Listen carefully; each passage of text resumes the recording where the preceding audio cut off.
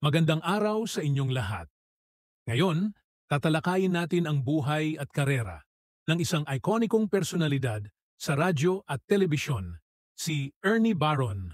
Samahan niyo ako sa paglalakbay mula sa kanyang kabataan, pag-angat sa industriya, hanggang sa kanyang huling mga taon. Tunghayan natin ang kanyang mga naiambag sa sining at impormasyon na hinding-hindi malilimutan. Dito lang sa Pinoy Wisdom.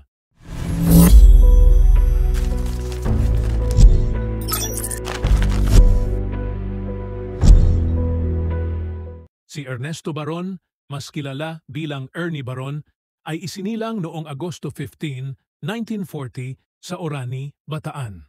Lumaki siya sa isang simpleng pamilya na nagbigay sa kanya ng inspirasyon at determinasyon na makamit ang kanyang mga pangarap.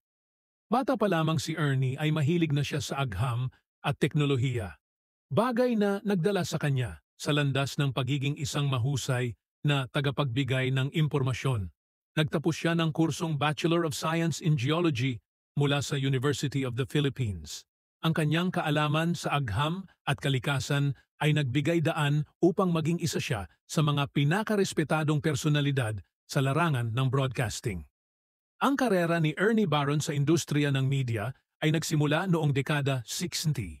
Una siyang nakilala bilang isang radio announcer at broadcaster sa DZMM, kung saan siya ay naging popular dahil sa kanyang husay sa pagbibigay ng impormasyon at payo sa mga tagapakinig.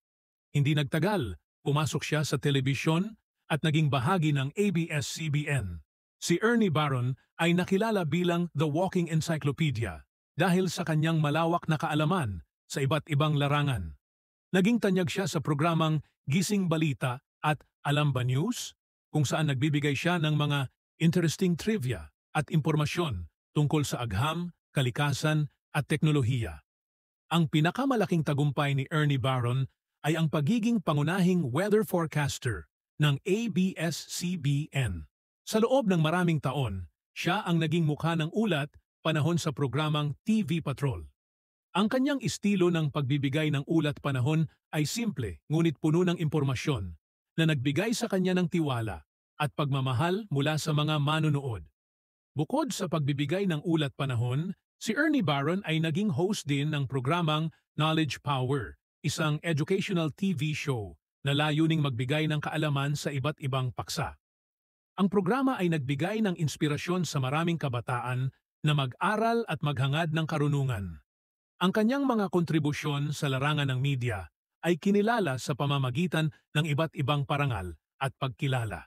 Isa sa mga pinakaprestihiyosong parangal na kanyang natanggap ay ang Kadoroy Broadcaster of the Year mula sa kapisanan ng mga broadcaster ng Pilipinas, KBP. Bagamat kilala si Ernie Baron sa kanyang profesionalismo, hindi rin siya nakaligtas sa ilang kontrobersiya. Isa sa mga ito ay ang kanyang pagsusulong ng alternatibong medisina at mga herbal na gamot. Marami ang pumuri sa kanyang adhikain na makatulong sa kalusugan ng mga tao.